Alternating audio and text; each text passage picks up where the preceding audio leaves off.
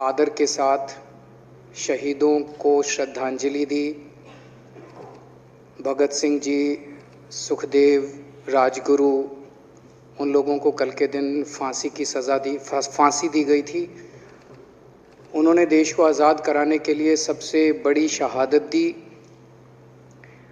अध्यक्ष महोदय, मुझे बेहद खुशी है कि वैसे तो हम सब लोग सभी शहीदों को नमन करते हैं, सभी स्वतंत्रता सेनानियों का आदर करते हैं, लेकिन उन सभी स्वतंत्रता सेनानियों में एक तरह से दो चमकते सितारे हैं, बाबा साहब अम्बेडकर और भगत सिंह।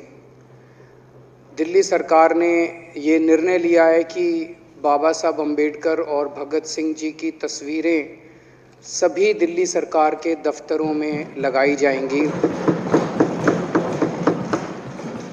कुछ दिन पहले पंजाब सरकार ने भी ये निर्णय लिया है कि पंजाब सरकार के भी सभी दफ्तरों में भगत सिंह और बाबा साहब अम्बेडकर की तस्वीरें लगाई जाएंगी। जब से ये ऐलान किया गया है, मैं तो सोच रहा था कि हमारे विपक्ष के साथी इसके ऊपर हमें बधाई देंगे, तारीफ करेंगे कि बहुत अच्छा निर्णय लिया गया। शुक्रिया।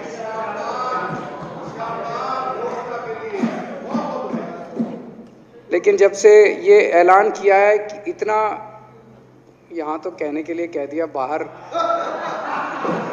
एक मिनट मेरे को पूरा, हमें इतना क्रिटिसाइज किया जा रहा है। बीजेपी वाले कह रहे हैं कि बाबा साहब अम्बेडकर और भगत सिंह की क्यों लगाई, सावरकर की क्यों नहीं लगाई, हेडगेवार की क्यों नहीं लगाई। तो मैं कह रहा हूँ भाई, सावरकर की और हेडगेवार की तुम लगा लो। अब देखो, जो बोल रहे थे उसमें तो किसी ने टिप्पणी नहीं की। मैंने कहा भाई सावरकर की बोल रहे हैं, सावरकर की और हेडगेवार की तुम लगा लो, हम बाबा साहब अम्बेडकर की और भगत सिंह की लगा लेते हैं। कांग्रेस वाले चिल्ला रहे हैं इंदिरा गांधी की क्यों नहीं लगाई, राजीव गांधी की क्यों नहीं लगाई, सोनिया गांधी की क्यों नहीं लगाई। तो हम कह रहे हैं भाई इंदिरा गांधी की तुम लगा लो, हम तो बाबा साहब अम्बेडकर की और भगत सिंह की लगाएंगे। अध्यक्ष महोदय, मेरे को पता नहीं था ये लोग बाबा साहब अम्बेडकर और भगत सिंह से ऐसी नफरत क्यों करते हैं सारे प्रतिपक्ष के लोग। मैं आपको बताता हूं क्यों करते हैं, और खासकर बीजेपी वाले बाबा साहब अम्बेडकर से इतनी नफरत क्यों करते हैं, मैं बताता हूं आपको। बाबा साहब अम्बेडकर ने संविधान बनाया, मैं बता देता हूं आपको, आप भी सेटिस्फाई हो जाओगे।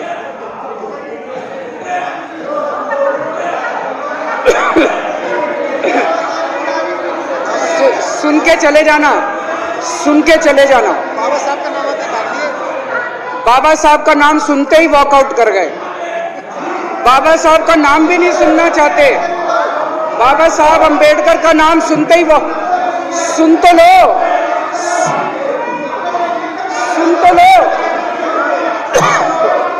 वो तमाशा, और ये सब कुछ जो इन्होंने बोला वो सच बोला। सुन तो लो।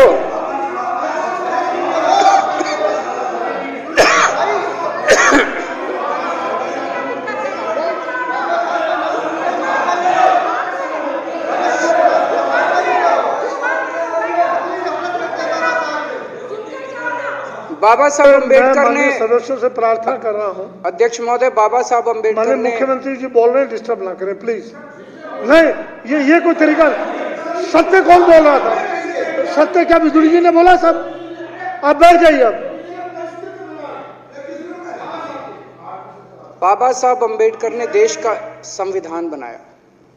संविधान में लिखा उन्होंने कि भारत के अंदर जनतंत्र होगा। इस जनतंत्र के अंदर चुनाव होंगे।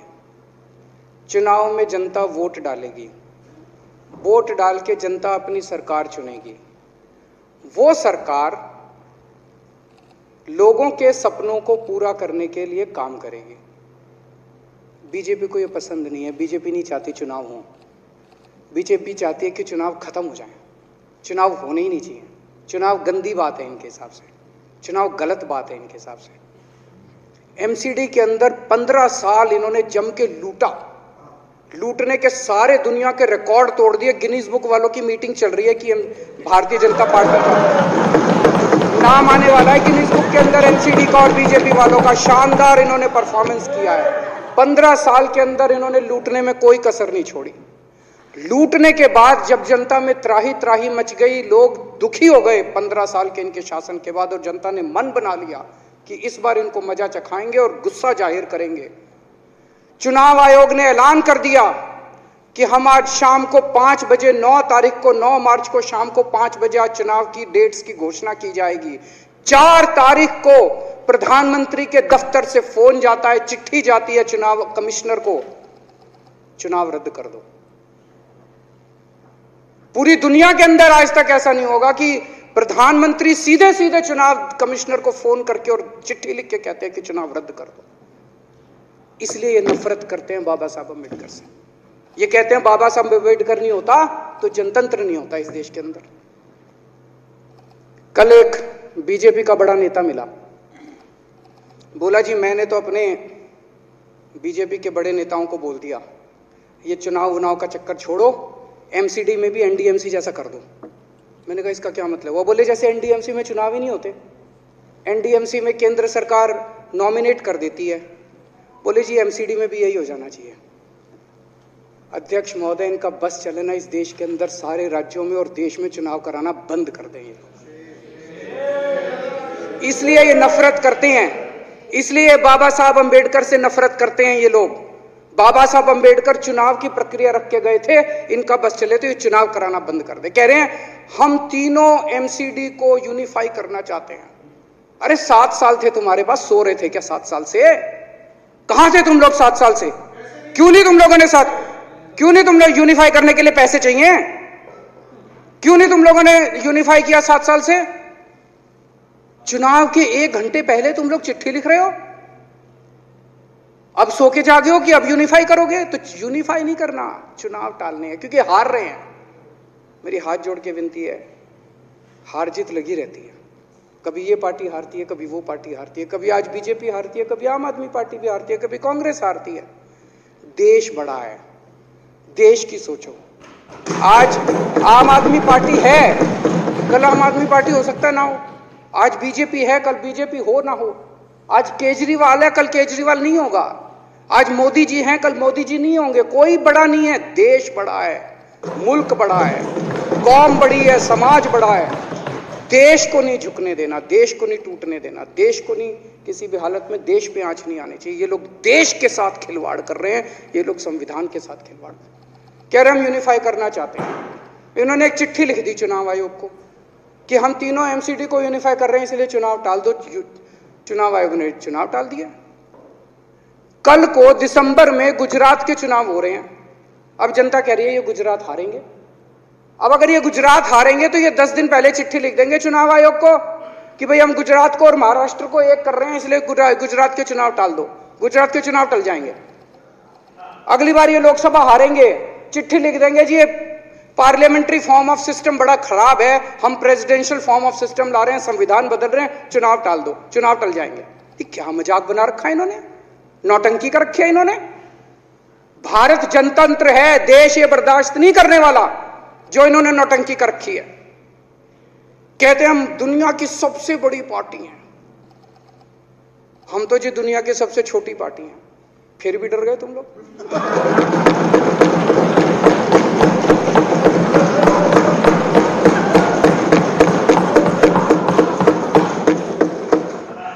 दुनिया की सबसे बड़ी पार्टी दुनिया की सबसे छोटी पार्टी से डर के भाग गई। क्या कायर हो यार। हिम्मत है तो चुनाव लड़के दिखाओ बीजेपी वालों, मान जाएंगे तुम। हिम्मत है तो चुनाव लड़के दिखाओ। कहते हो 56 इंच का सीना है, नहीं तो मान लो 56 इंच का सीना नहीं है, झूठ। नहीं तो मान लो कुर्ते के नीचे 56 इंच का सीना नहीं है, झूठ है ये। कल मैंने देखा, आपको भी बुरा लगा, मैं आपके कमरे में जब चाय पीने आया, आपने मेरे साथ अपना दुख शेयर किया कि जब एलजी साहब ने भाषण शुरू किया, ये सारे खड़े हो गए नारे लगाने। क्या कश्मीर फाइल्स टैक्स फ्री करो, और पीछे से 2 जने कह रहे थे दारू की दुकानें बंद करो। अब इनको भी नहीं पता आज नारे किस चीज के लगाने, ऊपर से आया तो था ऊपर से आया तो था। तो 2 जने कह रहे थे दारू की दुकान बंद करो, आगे वाले कह रहे थे कश्मीर फाइल्स टैक्स फ्री करो, फिर दूसरे वाले ने कहा बे आज कश्मीर वाला नारा लगाना है। तो जैसे रैलियां होती हैं उसमें कुछ टीवी वाले माइक लगा देते हैं कि हाँ जी किस लिए आए हो, तो वो यूं यूं देखता है किस लिए।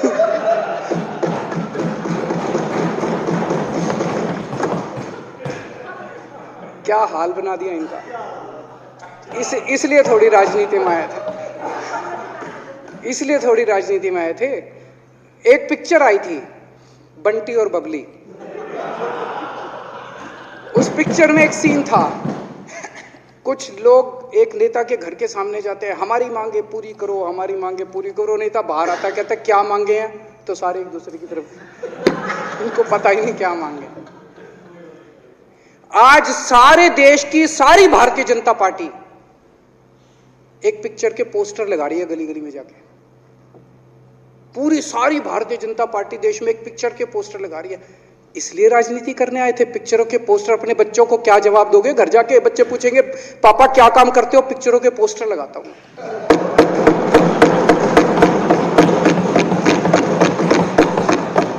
8 साल केंद्र सरकार चलाने के बाद अगर किसी देश के प्रधानमंत्री को विवेक अग्निहोत्री के चरणों में शरण लेनी पड़े तो इसका मतलब उस प्रधानमंत्री ने 8 साल में कोई काम नहीं किया।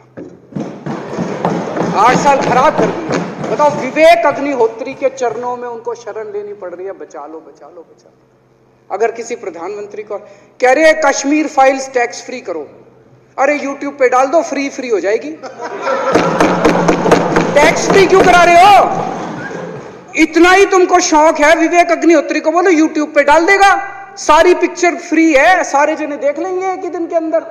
टैक्स फ्री की क्या जरूरत है? यूट्यूब पे क्यों नहीं डाल?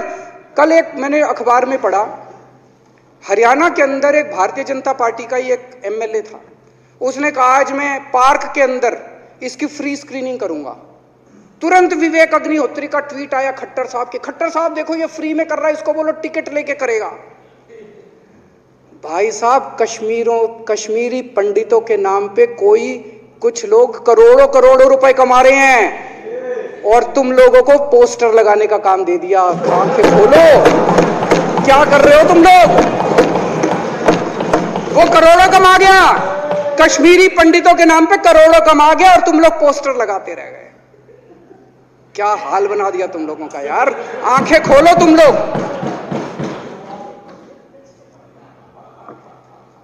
भेड़ बकरियों की तरह हाँक रखा है पूरे बीजेपी वालों को, भेड़ बकरियों की तरह हाँक रहे हैं। एक दिन बोले 3 का कृषि कानून लेके आए हैं, बहुत शानदार है, और फिर नीचे मैसेज आया भाई सारे जने तारीफ करो मोदी जी की। सारे बोले वाह मोदी जी वाह, क्या मास्टर स्ट्रोक है। और मेरे को याद है इसी सदन के अंदर इन लोगों ने उन 3 कानूनों की खूब तारीफ की थी, बोले क्या मास्टर स्ट्रोक है और क्या शानदार कानून लेके आए। 1 साल के बाद फिर आया भाई 3 कानून वापस ले लिए, बोलो फिर तारीफ करो मोदी जी की, भाई कानून बेकार थे मोदी जी। क्या इसी सदन के अंदर इन लोगों ने इतनी बेशर्मी, दिमाग पे ताला लगा रखा, इन्होंने कहा वाह मोदी जी वाह, क्या 3 कानून खराब थे आपने वापस ले लिया, देश को बचा लिया। क्या मास्टर स्ट्रोक, ये क्या हाल बना दिया आप लोगों का यार। फिर थोड़े दिन बाद बोले भाई दारू की दुकानों के खिलाफ करो, फिर सारे जने दारू की दुकान बंद करो, दारू की। अब दारू ठीक हो गई दिल्ली में, आजकल तो शोर नहीं करते तुम लोग। अब कश्मीर फाइल आ गई, पहले कृषि कानून, रोज काम दे रखा है तुमको, कुछ ना कुछ ऊपर से आ जाता है, काम दे रखा है। अब दारू की दुकानें। मेरा एक ही निवेदन है मेरे बीजेपी के साथियों से, आप तो अपने ही हो, आप तो सब अपने, मेरे छोटे भाई बड़े भाई बिदुरी साहब तो बड़े भाई है मेरे, आप तो सारे अपने हो यार। थोड़ा सा देश के बारे में सोचो यार, थोड़ा देश के बारे में सोचो। हिटलर भी जो था वो कम से कम अपने चमचों को नौकरी देता था, रोजगार देता था। इतिहास उठा के पढ़ो, उसने रोजगार तो दिया था, इन्होंने क्या दिया आपको? आपके बच्चों को नौकरी दी? आपके घर में कोई खाने पीने का इंतजाम करा? आपकी बिजली का इंतजाम करा? केजरीवाल काम आता है आपके भी घर की बिजली फ्री कर रखी है। दिल्ली के 12 लाख बच्चों को नौकरी दी है मैंने, स्कूल ठीक कर दिए, अस्पताल ठीक कर दिए। आपके घर में कोई बीमार हो, केजरीवाल दवाई पहुंचाता है, मोदी दवाई नहीं पहुंचाता। केजरीवाल काम आया। मैं बीजेपी के सारे कार्यकर्ताओं से कहना चाहता हूं, थोड़ा सा दिमाग खोलो। बीजेपी के सारे सपोर्टर्स को कहना चाहता हूं, थोड़ा सा दिमाग खोलो। ये भेड़ चाल बंद करो, भेड़ बकरियों की तरह हाँक रहे हैं ये आपको, ये सब बंद करो। दिमाग खोल के सारे जने बीजेपी छोड़ के आम आदमी पार्टी में आ जाओ।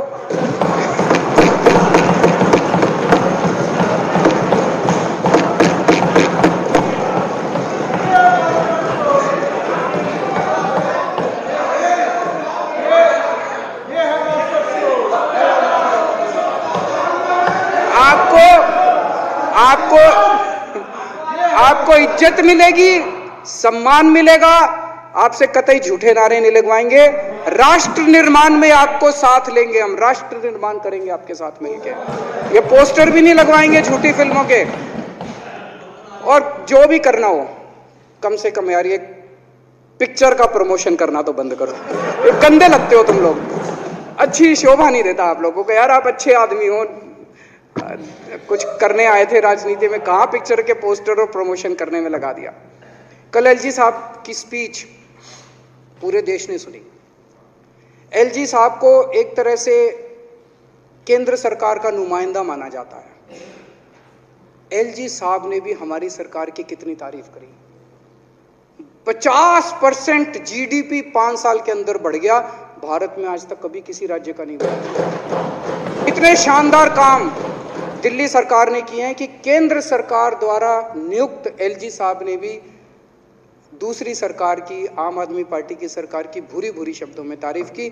मैं एलजी साहब का बहुत बहुत शुक्रिया अदा करना चाहता हूं और इस धन्यवाद प्रस्ताव का समर्थन करता हूं।